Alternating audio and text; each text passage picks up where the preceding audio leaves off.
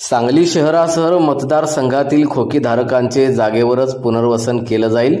जिथं मूळच्या ठिकाणी पुरेशी जागा उपलब्ध नसेल तिथं मात्र त्यांना सोयीच्या ठिकाणी जागा दिली जाईल, अशी ग्वाही आमदार सुधीर गाडगीळ यांनी दिली आहे। गणेश मार्केटमध्ये इथल्या गाळेधारक तसंच शहरातील खोकीधारक यांच्या बैठकीत ते बोलत होते।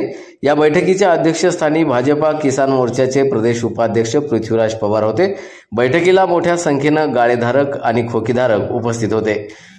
आमदार गाडगीळ म्हणाले, गाळेधारक आणि खोकीधारक यांचे प्रश्न सोडवण्यासाठी यापुढे आपण एक पद्धतच ठरवून घेऊ।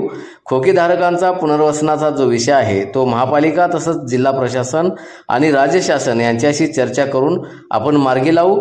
ते म्हणाले, गाळेधारक आणि खोकीधारक यांच्या भाड्याचा, घरपट्टीचा तसंच अन्य करांचा विषय महापालिकेत तातडीनं बैठक घेऊन मार्गी लावू। सुरुवातीला महापालिकेतील बैठकीत हा विषय चर्चेला घेऊ आणि त्यानंतर राज्य शासनाकडे जाऊन याबाबतचा अंतिम निर्णय घेऊ।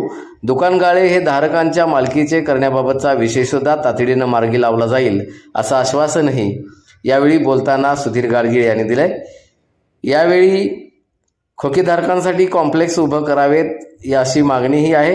त्यासाठी शासनाकडून निधी आणू शकतील का, अशी मागणीही गाळेधारकांकडून सुधीर दादा यांच्याकडे होताना दिसते।